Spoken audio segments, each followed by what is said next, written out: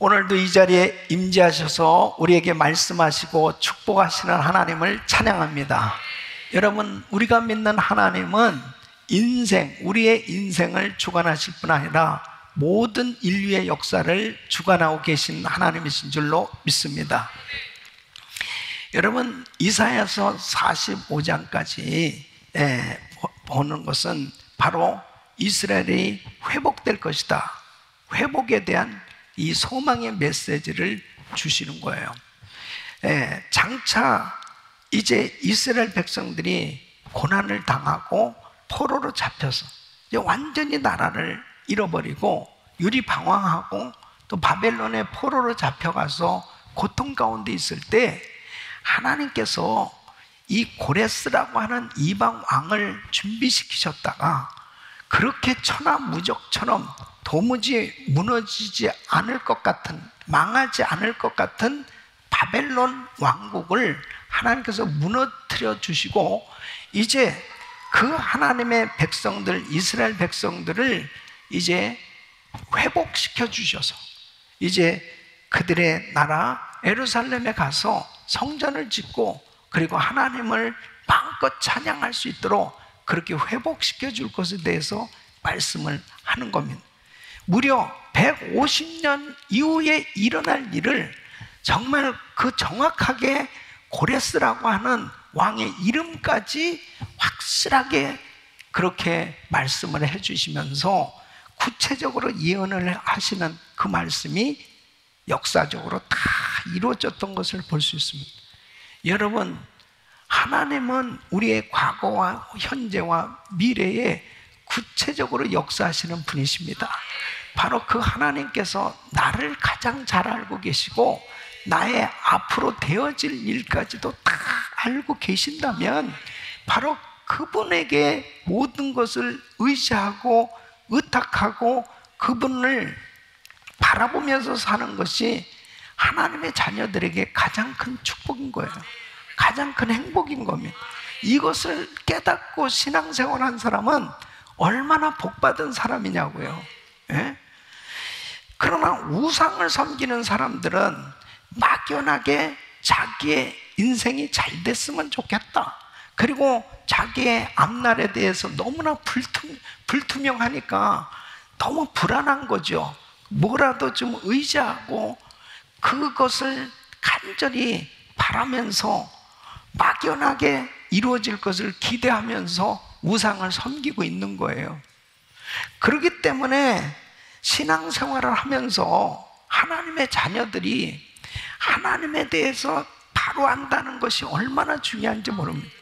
그 하나님을 바로 알고 하나님을 믿으면 하나님의 놀라운 은혜의 역사가 우리 삶 가운데 구체적으로 열매로 나타나게 되는 줄로 믿습니다. 그래서 골로새서 2장 3절에 보면 그 안에는 지혜와 지식의 모든 보화가 감춰 있느니라. 누구 안에요? 예수 그리스도 안에. 예수 안에 지혜와 지식의 모든 보화가 감춰져 있어요. 그러니까 하나님의 비밀, 그 그리스도의 비밀, 그 하나님의 말씀 안에 지혜와 지식과 모든 보화가 감춰져 있는데 내가 믿는 하나님이 누구시냐? 바로 나의 믿음의 대상이요, 경배의 대상이요, 신앙의 대상, 그 예수 그리스도, 그 하나님에 대해서 바로 알면 그 아는 만큼 신앙의 깊이와 넓이와 높이가 차원이 달라지는 거예요. 그러니까 기도를 하더라도 그 하나님을 확실히 알고 그 하나님의 말씀을 붙들고 기도하는 사람하고 하나님의 말씀을 제대로 알지 못하고 막연하게 그냥 어렴풋이 하나님을 알고 기도하는 사람은 기도의 깊이가 다른 거예요. 예? 신앙의 차원이 다른 겁니다. 그래서 오늘 이 말씀은 바로 하나님의 백성들이 꼭 기억해야 할 것이 무엇이냐, 이것을 말씀을 하고 있어요. 그 하나님이 누구시냐, 하나님에 대해서 바로 이해하는 것이 얼마나 중요한지 모르는. 그러니까 이스라엘 백성들이 하나님을 믿는데 하나님을 제대로 알지 못하니까 우상을 섬기는 겁니다. 그러니까 우상을 그냥 섬겼겠어요? 그러니까 이스라엘 백성들은 나름대로 하나님께서 자기들을 도와주신다고 생각을 하시고 하나님께서 자기들을 인도하신다고 생각을 하는데, 하나님에 대해서 너무나 막연하니까 자꾸 금송아지도 만들고, 그리고 그렇게 하나님의 종을 통해서 말씀을 주셨지만은 결국 우상을 섬기는 사람이 되고 말았습니다. 그러니까 오늘날도 마찬가지예요.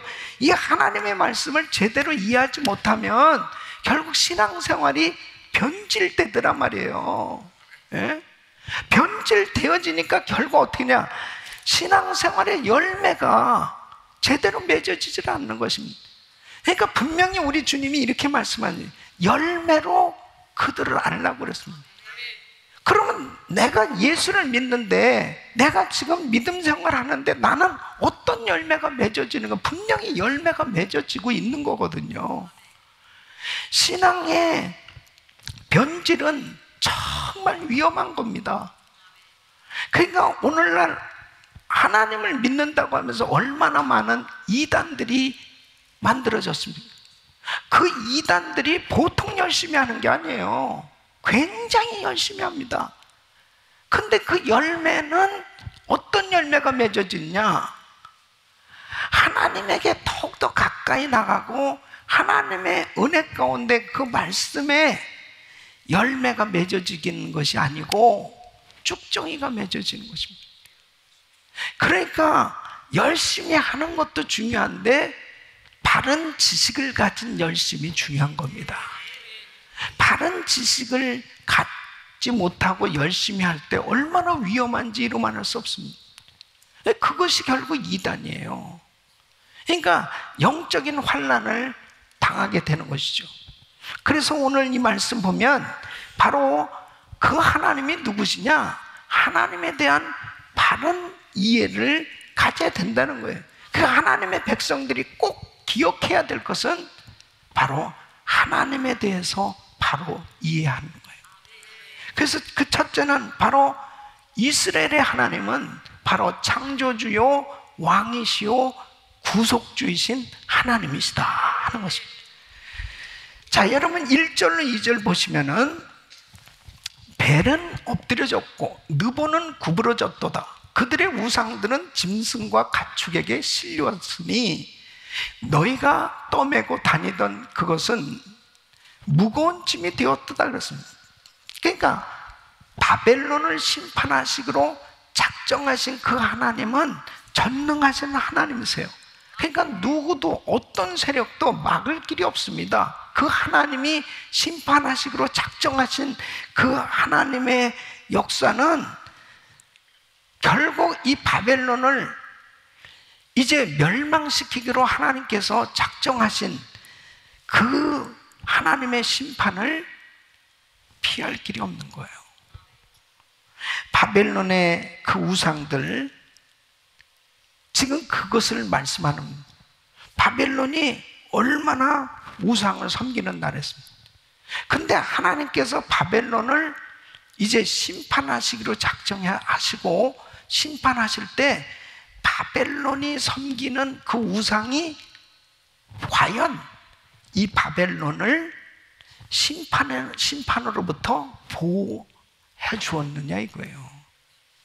하나님의 능력의 손에 의해서 이제 이 바벨론이 무너지는 그런 일이 생겨졌을 때 그토록 바벨론이 정말 섬겼던 그 우상들, 그 우상이 과연 그렇게 바벨론이 망하는 것을 막아주었느냐 이거예요. 보면은 정말 허망하기 짝이 없고 무능하기 짝이 없이 속절없이 바벨론이 무너진 것을 볼 수 있습니다. 바로 바벨론의 대표적인 우상이 이 벨이에요. 이 느보입니다. 그래서 여기에 벨은 엎드려졌고 느보는 구부러졌도다 그랬습니다. 그러니까 이 벨은 가나안의 명칭으로 바알에 해당되는 이 로드, 주신이라는 거예요. 이 바벨론이 숭배했던 그 바알 신입니다. 그런데 바벨론 사람들은 모든 축복이 이 태양, 바람, 이런 이 폭풍의 신인 벨에게서부터 오는 거라고 믿었어요. 그리고 이 느보는 벨의 아들들로 학문, 천문학의 신으로 숭배를 하였습니다. 그런데 이런 벨과 느보가 그렇게 우상을 바벨론 사람들이 섬겼는데, 과연 이것들이 망하게 되어지는 자기 나라, 하나님의 심판을 과연 막아낼 수 있었냐 이거예요. 그래서 그때 당시에 이 바벨론의 왕들이라든지 사람들의 이름을 이 느보라고 하는 그러한 신의 이름을 빌어서, 이름을 따서 느부갓네살, 느부사라단, 나부폴라살, 나보니두스, 뭐 이렇게 이름들을 많이 지었습니다. 그러면서 그 우상들을 섬겼는데, 우상들이 바벨론이 망할 때 아무 도움도 주지 못하는 그 무능함을 지금 말씀하고 있습니다. 그러니까 여러분, 얼마나 많은 사람들이 지금도 그 우상을 그렇게 섬기고 있는지 몰라요. 근데 그 우상들은 아무것도 도움을 주지 못할 뿐 아니라 오히려 짐이 되었다, 그렇게 말씀하고 있습니다. 여러분, 오늘날도 마찬가지로 우리는 자칫 잘못하면은 정말 하나님보다 다른 어떤 것을 더 의지하고 더 사랑하고 더 가까이 하는 그런 우상들을 둘 수도 있어요.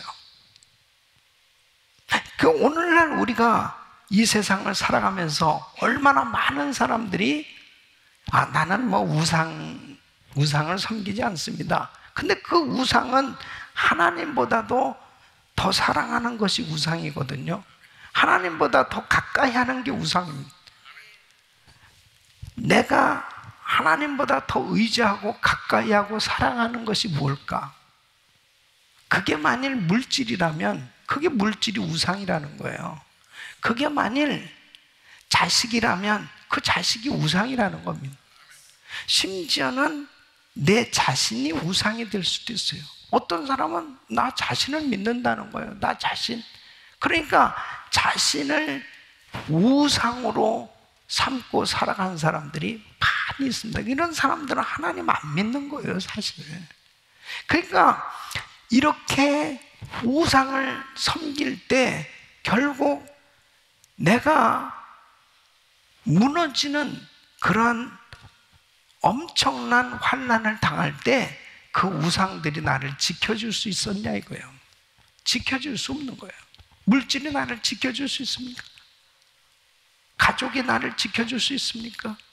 내 자신이 나를 지켜줄 수 있어요? 그러니까 바벨론이 그렇게 강성한 나라고 천하무적이었어요.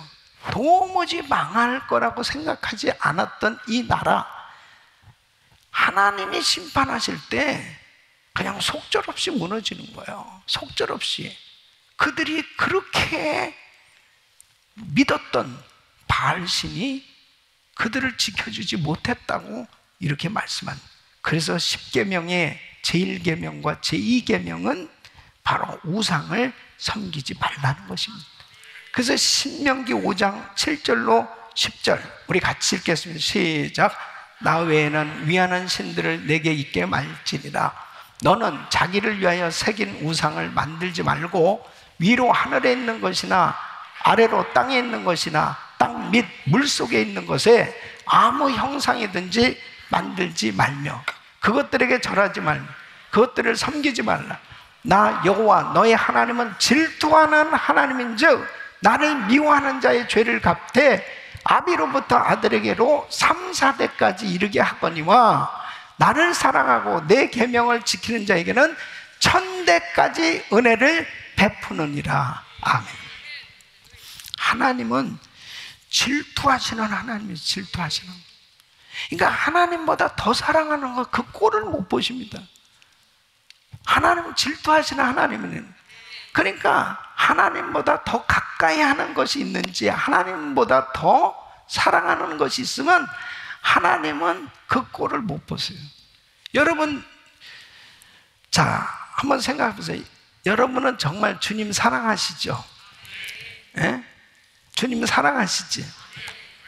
그래서 맨날 이렇게 기도하시잖아. 주님 사랑해요. 주님 가까이 합니다. 주님 사랑합니다. 근데 내가 그렇게 주님 사랑한다고 고백하는데 내가 하나님보다 더 사랑하는 것이 있다면 주님이 어떻게 했었어요? 분명 오늘 이 말씀 하시잖아요. 질투하시는 하나님이라고. 예? 진짜 하나님이 나를 사랑하신다면요, 하나님은 질투하셔야 돼요. 예. 하나님이 정말 나를 정말 하나님이 사랑하시고 나도 정말 하나님을 사랑하고 하나님과 나 사이에 저 바다가 없어. 진짜 하나님과 나 사이는 정말 사랑하는 관계야. 그렇다면은 하나님이 질투하셔야 되는 게 당연하잖아요. 그렇잖아요? 근데 사람들은 하나님이 질투하시는 것에 대해서는 섭섭해할 수 있어요. 하나님 뭐 이렇게 질투를 하시나? 하나님은 인격을 가진 하나님이십니다. 우상 섬기는 것을 가장 싫어하신다는 거예요. 하나님보다 더 사랑하는 것을 가장 싫어하세요. 이 부분에 대해서요, 아주 철저히 여러분들이 아주 뼛속 깊이 나는 하나님보다 더 사랑하는 것이 없다. 나는 하나님만 더 사랑한다. 아주 이 확신을 하셔야 돼. 아직도 아멘이 시원찮으면 좀 더 사랑하는 게 있는 것 같아. 그러면은 신앙생활은 깊어질 수 없어요. 영적인 사람이 되지 못합니다. 죄송하지만은 하나님의 그 뜨거운 사랑을 경험하지 못해요. 그래서 저는 솔직히 제가 제 입으로도 내 몇 번 그런 얘기 한 적이 있지만은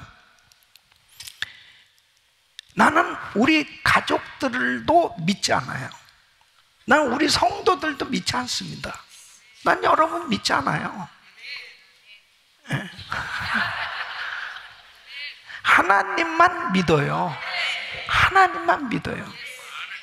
나는 우리 성도들을 사랑해요. 우리 가족도 사랑해요. 우리 가족은 사랑의 대상이지 믿음의 대상이 아니에요. 성도는 사랑의 대상이지 믿음의 대상이 아니에요. 내가 만일 여러분을 믿는다고 하면 하나님이 무척 섭섭해 하십니다. 하나님이 너무너무 섭섭해 하십니다. 그래서 나는 내가 입술로도 진짜 그래요. 나는 정말 사람은 절대나 믿지 않는다. 그러니까 사람이 자꾸 사람을 믿잖아요. 그러면 실망하게 되고, 그 자체가 뭐냐면 주님이 싫어하세요. 주님이 싫어하신다고.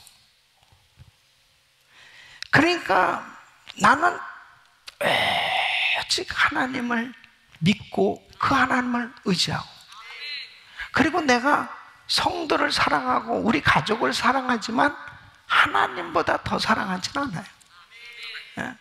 첫째가 하나님 사랑해요. 첫째가. 이 부분에 대해서 더 확실하게 내 마음 속에 정말 나는 주님을 더 의지하고 내가 주님을 더 사랑한다고 하는 우선순위가 하나님 사랑. 하나님을 더 철저히 믿을 때 주님께서 우리 가정도 우리 성도들도 책임져 주십니다. 주님이 책임져 주셔야 됩니다. 주님이. 근데 하나님을 사랑해야 되는데, 하나님을 전적으로 믿어야 되는데 자꾸 사람들은 어느 순간 되면 그냥 사람을 의지하려고 그러고 그런 환경을 의지하려고 하다 보니까 주님이 너무 섭섭해 하십니다.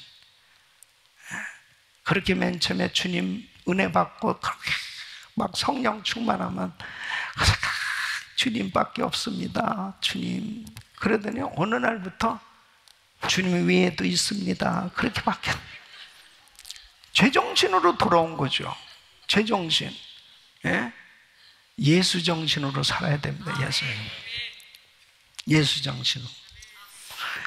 그래서 이스라엘 백성들이 참 하나님이 얼마나 이 백성들을 사랑하십니까?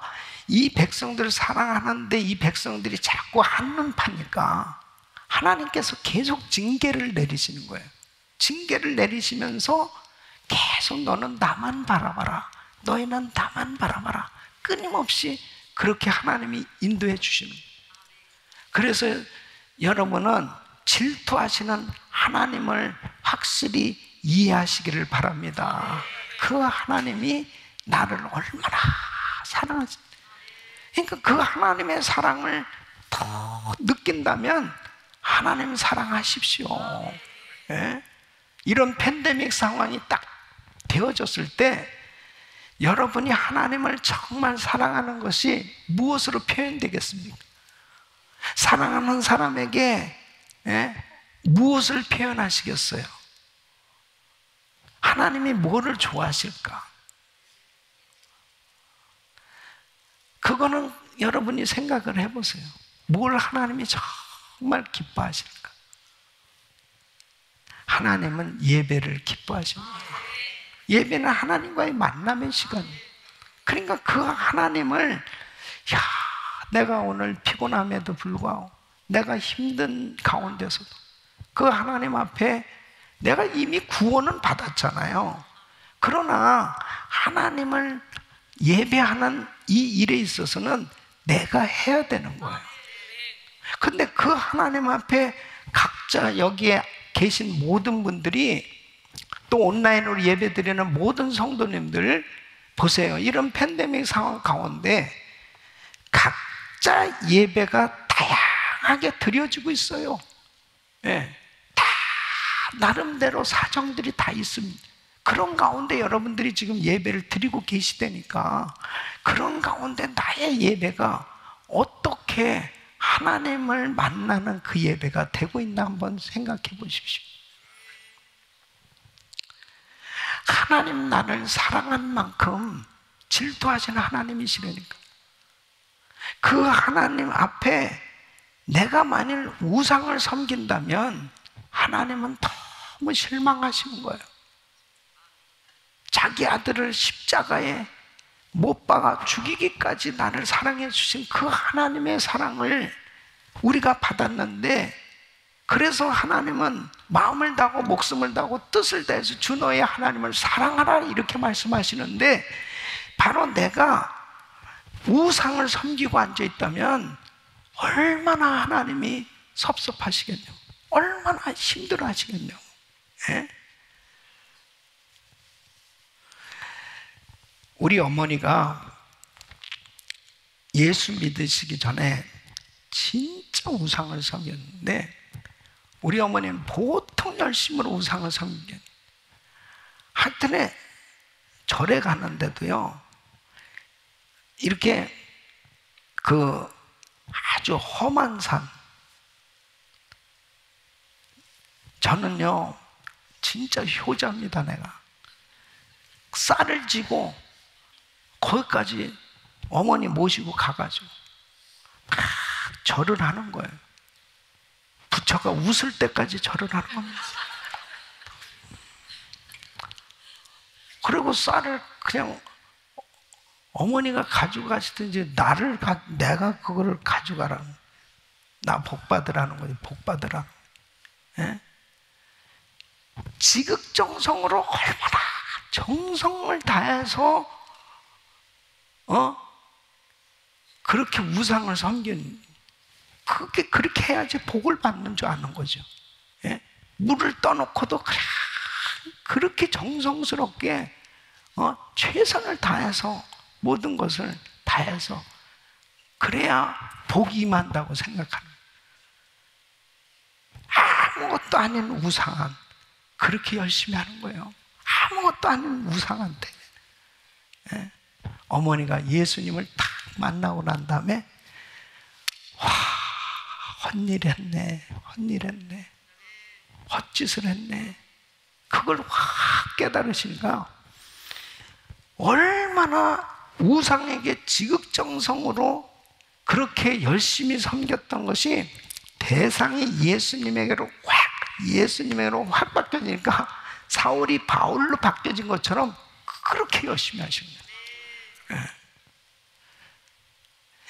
하나님을 섬기는데요, 진짜 우상을 섬기는 자들이 열심히 우상을 섬겼던 그 자세로 예수를 섬긴다면 얼마나 큰 은혜를 받겠냐고.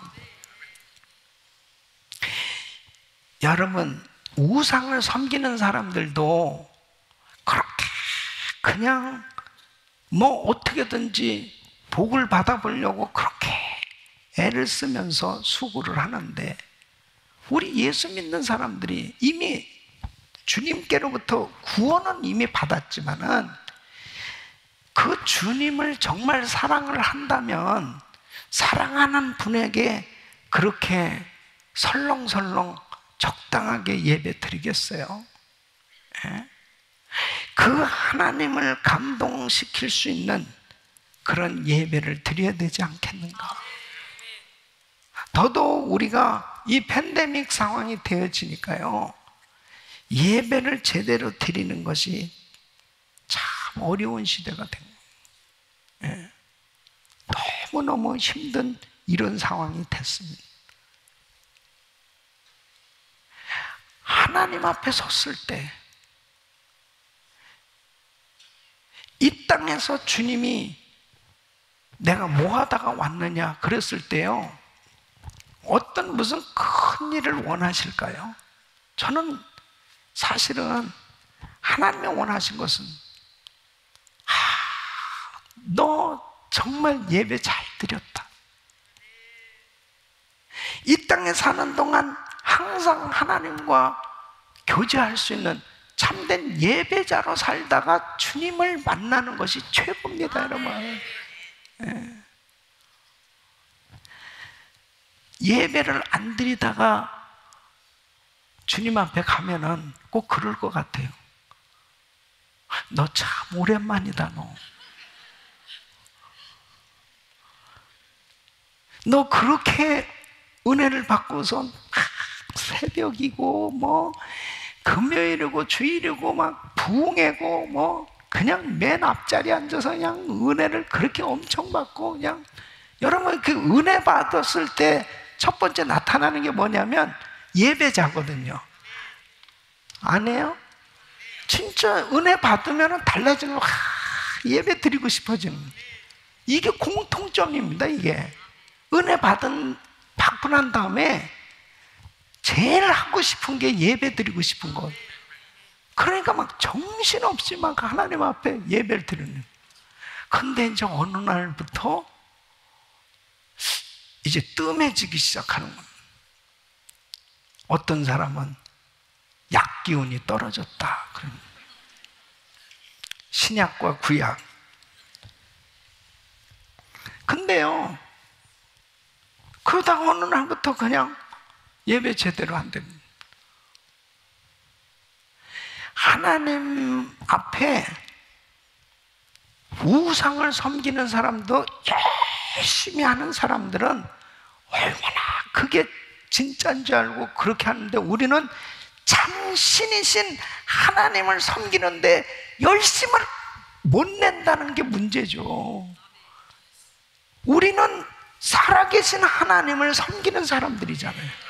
믿습니까? 살아계신 하나님을 섬기는데, 그 살아계신 하나님은 인격을 가진 하나님, 인격을 가진 성령님이 이 자리에 함께하고 계시고 그분을 예배하는데 어찌 감격이 없냐고요. 어찌 그 하나님을 만나는 그 시간이 기다려지지 않느냐 이거예요. 그 하나님을 예배하는 그 감격이 날마다 넘쳐야 되는 거죠.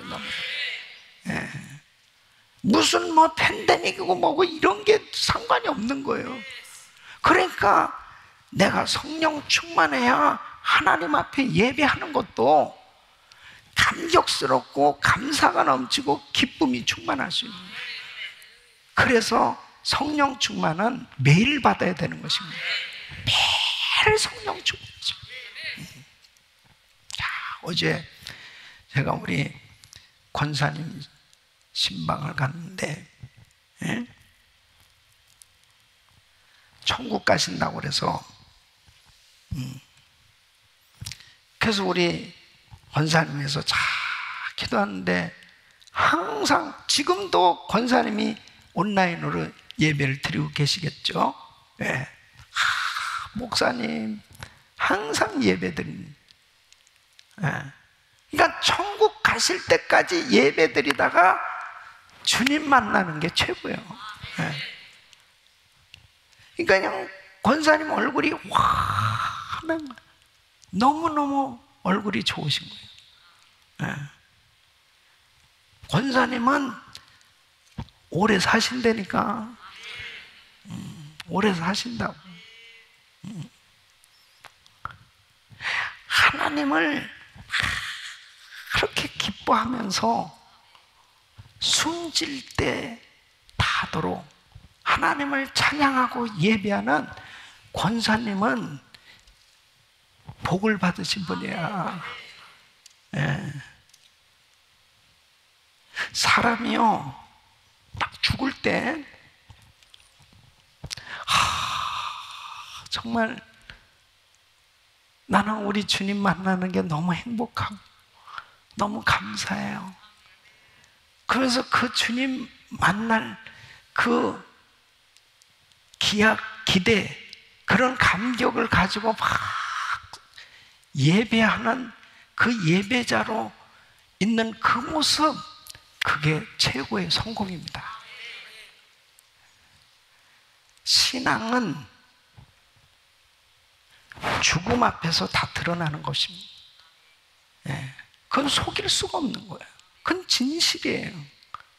권사님은 정말 진실되게 그렇게 다, 예.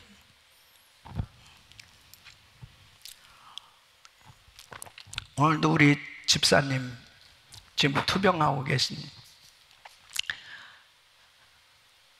목사님, 천국 갈 수 있도록 저에게 잘 인도해 주세요. 그게 제일 중요한 거 아니에요.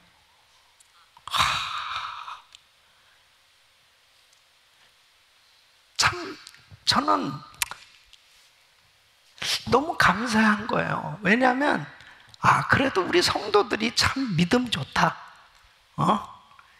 죽음의 생사의 갈림길에서 지금도 우리 집사님 온라인으로 병원에서 지금 예배를 드리고 있을 거예요.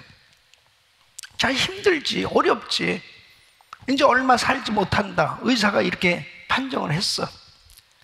그래도 우리 집사님이 천국을 생각하고 천국에 대해서 다 준비하고, 물론 하나님이 다 고쳐주시고 그렇게 해주시면 또 할렐루야고 나를 데려가신다 하더라도 나는 주님 앞에 정말 바로 서야 되기 때문에 목사님, 저를 천국으로 인도할 수 있는 그것을 잘 인도해 주세요. 참 저는 그 이야기를 들으면서 그렇게 감동이 되는 거예요. 우리 성도들이 진짜 믿음 대단하다.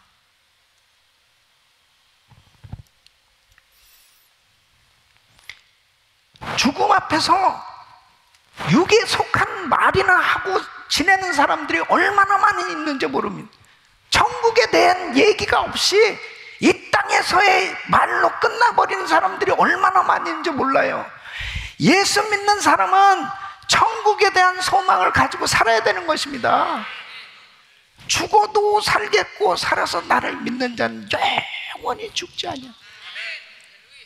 여러분, 바로 우리 예수 믿는 사람은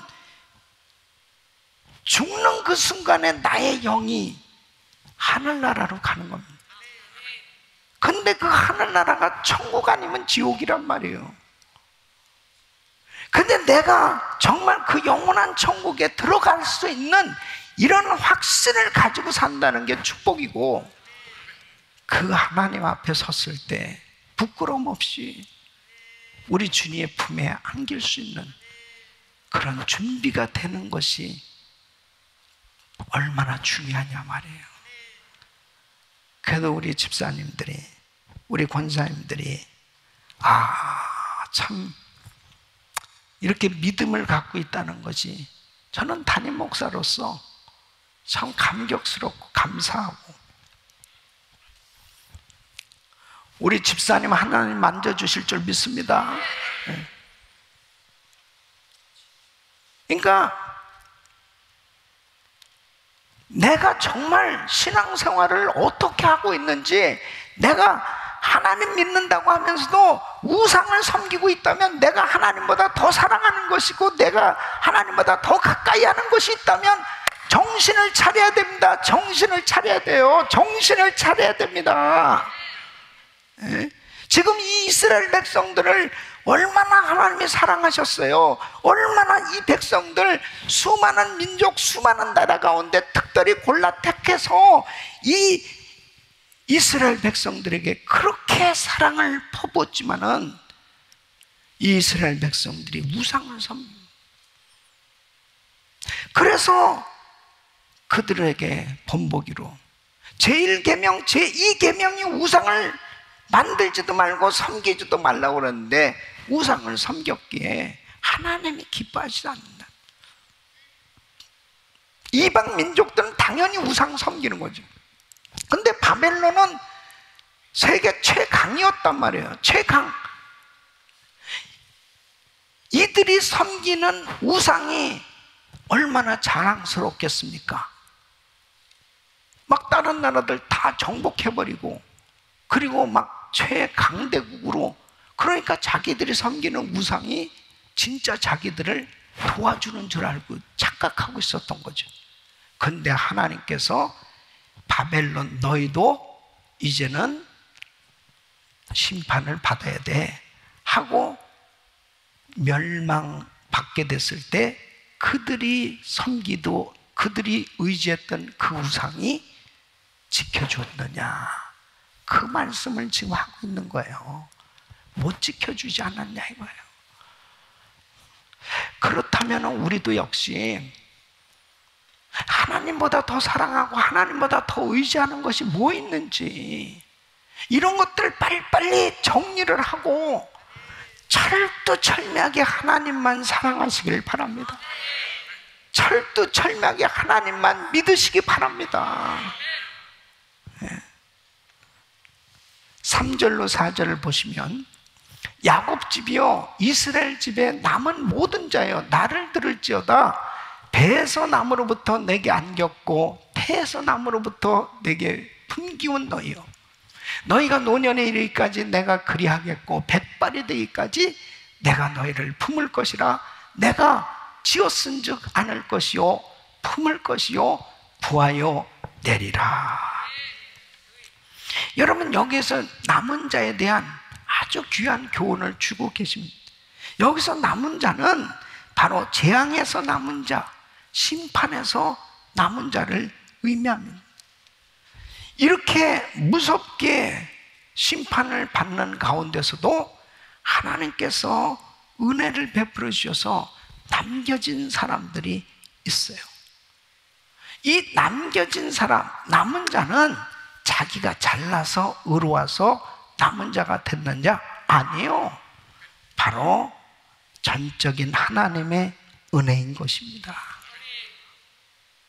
자, 열왕기상 19장에 보면은 엘리야가 이세벨의 핍박을 받아서 막 도망하면서 하나님 나를 죽여주세요. 이제 하나님을 믿는 사람은 나만 남았나이다. 그러면서 막 신세 한탄을 해요. 그러니까 열왕기상 19장 18절에 보면 내가 이스라엘 가운데 7천인을 남기리니 다 무릎을 바알에게 꿇지 아니하고 다 그 입을 바알에게 맞추지 아니한 자니. 너는 너 혼자 남았다고 그러지만 바알에게 무릎 꿇지 않은 7천 명을 하나님이 남겨주셨다는 거예요. 그래서 로마서 11장 2절 5절 보면 하나님이 그 미리 아신 자기 백성을 버리지 아니하셨나니 너희가 성경이 엘리야를 가리켜 말한 것을 알지 못하느냐? 저가 이스라엘 하나님께 송사하되 주여 저희가 주의 선지자들을 죽였으며 주의 제단들을 헐어버렸고 나만 남았는데 내 목숨도 참나이다 하니 저에게 하신 대답이 무엇이뇨? 내가 나를 위하여 바알에게 무릎을 꿇지 아니한 사람 7천을 남겨두었다 하셨으니 그런즉 이와 같이 이제도 은혜로 택하심을 따라 남은 자가 있느니라. 저와 여러분은 남은 자인 줄 믿으시기 바랍니다. 하나님의 은혜로 이 놀라운 축복을 받은 거예요. 그럼 하나님은 왜 남겨주셨어요? 하나님께서 사랑하시고 은혜를 주시기 위함이에요. 저와 여러분들이 이렇게 남은 자의 이 놀라운 복을 받았다면 이 얼마나 엄청난 은혜를 받은 거예요. 아무 자격도 없는 사람, 아무 자격도 없는, 죄로 인해서 멸망받을 수밖에 없었던 우리 주님께서 긍휼히 여기사 십자가로 구원해 주시고 남은 자 되게 해 주신 것은 큰 은혜인 줄로 믿습니다. 그렇다면 하나님 사랑해야죠. 하나님께서 나를 남은 자로 남겨두셨다는 것은 나를 사랑하시고 나에게 엄청난 은혜를 퍼부어주시기 위해서 이렇게 은혜의 자리에 있게 해주셨다면 여러분 하나님 사랑해야 되지 않습니까? 다시 한번 우리가 하나님보다 더 사랑하는 것이 있는지, 하나님보다 더 믿는 것이 있는지 솔직하게 한번 이 시간 주님의 말씀을 통해서 내려놓으시라고요. 정리하시라고요. 이건 빨리 할수록 좋은 거예요. 빨리 할수록. 얼마나 많은 사람들이 하나님께서 그렇게 나를 사랑하시고 그렇게 엄청난 은혜를 퍼부어 주셨지만은 하나님보다 더 사랑하는 것에 지금 매달려 있는 사람들, 그것들을 가까이 하고 있는 사람들, 주님은 질투하시는 하나님이십니다. 하나님 앞에 다시 한번 정리하시기를 바랍니다. 하나님께서 무엇을 기억하라고요? 하나님은 창조주시오 왕이시오 구속주이신 하나님이시다. 자, 너를 창조하셨다는 것을 기억하라. 그렇게 하나님께서 말씀하십니다. 자, 3절 말씀 보면 3절 야곱 집이요 이스라엘 집에 남은 모든 자여 나를 들을지어다. 배에서 나무로부터 내게 안겼고 태에서 나무로부터 내게 품기운 너희요 그랬습니다. 그래서 하나님께서는 이스라엘을 낳으시고 품으셨다 이렇게 말씀하세요. 하나님께서 택하신 이스라엘은 아주 특별 보호를 받으면서 자랐다는 거예요. 그렇게 비유로 말씀하십니다. 어머니 같은 친밀한 이 사랑으로 그렇게 이스라엘을 하나님이 보호해 주셨다는 거죠. 신명기 1장 31절 보시면은 광야에서도 너희가 당하였거니와 사람이 자기 아들을 안음같이 너희 하나님 여호와께서 너희의 행로 중에 너희를 안으사 이곳까지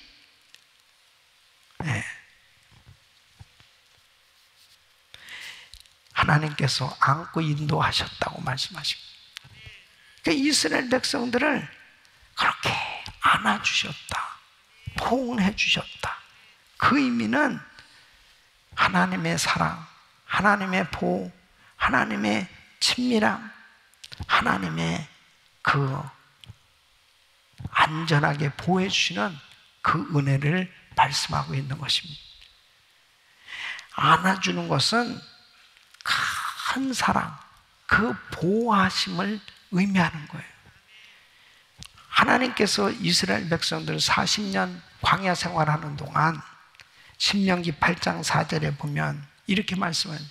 이 40년 동안에 네 의복이 헤어지지 아니하였고 네 발이 붙들지 아니하였느니라.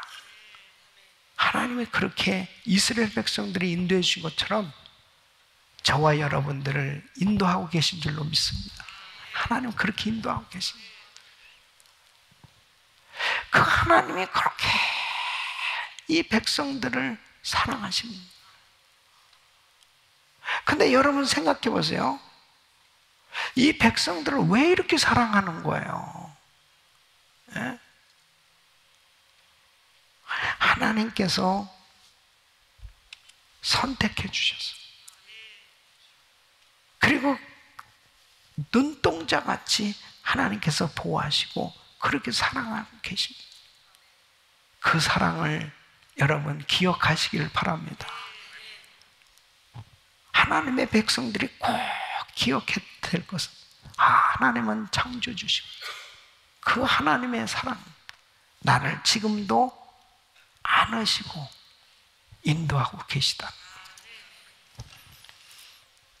어떤 분이 교육 연구를 하면서 이 생후 18개월 동안 꾸준히 안아주지도 않고 반응해주지도 않은 이런 실험을 한 거죠. 그랬을 때 평생 남을 신뢰하는데 상당히 어려운 그러한 사람이 됐다는 거죠. 어려서부터 아이를 이렇게 안아주고 만져주고 한다는 건 굉장히 중요하다는 거예요. 그래서 아이들이 깨어있을 때보다 잘 때 더 많이 자란다는 건. 그래서 갓 태어난 영아도 계속 만져주지 않으면 성장에 지장이 있다는 거예요. 이 만져준다, 안아준다, 업어준다, 손을 잡아준다, 눈을 마주친다, 이런 것들은 다 사랑의 표현입니다. 사랑의 표현. 그러니까 사람도 이렇게 자꾸 부모의 이 손에 의해서 사랑을 느끼면서 자랄 때 평생 그들의 삶이 사랑하는 사람으로 정서적으로 그렇게 준비가 되어지는데 하나님과의 관계도 역시 마찬가지입니다. 그 하나님이 나를 안아주시고 하나님이 나를 보호해주시고 하나님이 나를 그렇게 품어주신다라고 하는 것을 느끼면서 신앙생활을 할 수 있기를 바랍니다. 그래 우리 신앙의 성장이에요. 예? 하나님이 나한테 뭐 전혀 말씀도 안 해주시는 것 같고 반응도 없고 그냥 뭐 전혀 그렇게 주님이 나를 품어주시지도 않는 것 같고 그러면요 신앙생활은 정말 삭막하게 되는 것입니다. 그러니까 여러분들의 신앙의 수준이 어디까지 가야 되냐면 주님이 나를 만져주시고 나에게 말씀도 주시고 나를 품어주시고 나를 보호하시고 아멘은 언제나 합니까? 예? 하나님이 나를 안아주시고 나를 품어주시고 나를 만져주시고 나를 도와주시고 믿습니까? 그것을 느끼면서 신앙생활을 하셔야 돼요. 그래서 어떤 때 너무 힘들고 하는데 주님이 나를 꽉 안아주시는 것. 예? 주님이 어떤 때는 나를 탁 쓰다듬어 주시고 이렇게 머리가 자꾸 벗겨지고 있어요.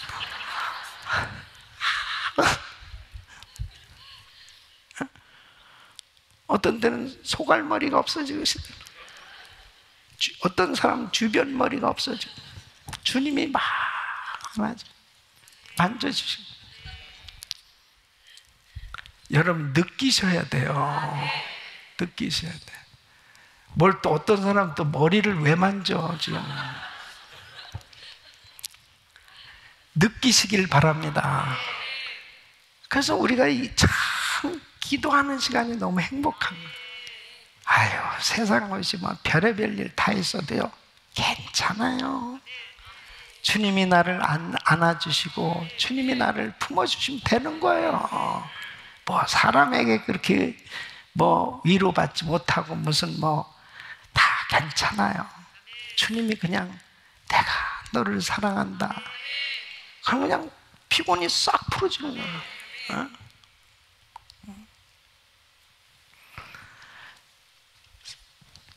주님께서 이스라엘을 이렇게 안아주시고 품어주시고 그렇게 보호해주시고 사랑해주시는 것에 대해서 말씀하시는데, 하나님은 우리가 늙어도 품고 업으시고 그렇게 여전히 사랑해 주신다는 거죠.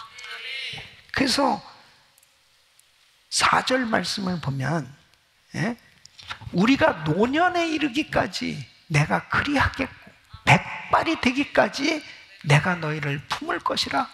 내가 지었은즉 안을 것이요 품을 것이요 구하여 내리라.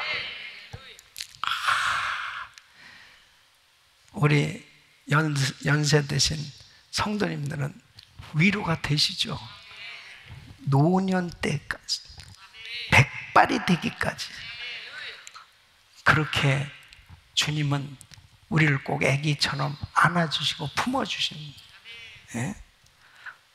얼마나 감사해요. 하나님은 우리가 이 땅에 사는 동안 평생을 책임져 주신다는 거예요. 그러니까 그 주님을 의지할 수 있는 거죠. 어떤 사람은 그래요. 이제 뭐 세상적으로 뭐 은퇴했다고 그래서 뭐 신앙생활도 신앙생활에 은퇴가 어디 있습니까? 신앙생활. 세상 잡은 은퇴할 수 있어도 신앙생활은 맨날 어린아이처럼 주님께 영광을 돌려야 됩니다. 찬양하고 기뻐하고 감사하고. 아니, 주님이 이렇게 노년에 이르기까지, 백발이 되기까지 내가 너희를 품을 것이라 그랬잖아요. 제가 어린인데 저를 뭘 품으세요? 우리는 죽을 때까지 주 앞에서 어린아이예요. 그래서 그 하나님 앞에 그런 신앙의 모습이 보여지는 거예요. 여러분, 이스라엘 백성들이 그렇게 불평불만하는 거예요. 물이 없다고 막 불평불만하고, 그 다음에는 또 모세가 하루는 쭉 장막을 돌아다니는데 막 자기들끼리 막 원망하는 거야. 울으면서. 무슨 원망하는가 들어보니까 고기는 맨날 만나 부스러기만 먹고 고기는 언제 먹냐고 막 그러니까요, 모세도 너무 화가 났어. 그래가지고 에이 자식들이 이거 내가 낳습니까? 이러는 거야. 아니, 이건 제 얘기가 아니에요. 한번 보세요. 민수기 11장 12절. 이 모든 백성을 내가 잉태하였나이까? 내가 어찌 그들을 생산하였기에 주께서 나더러 양육하는 아비가 젖 먹는 아이를 품듯 그들을 품에 품고 주께서 그들의 열조에게 맹세하신 땅으로 가라 하시나이까?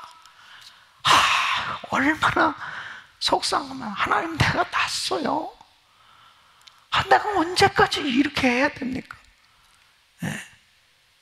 참 모세 속 많이 썩었습니다. 이게 광야교회의 목회자의 모습.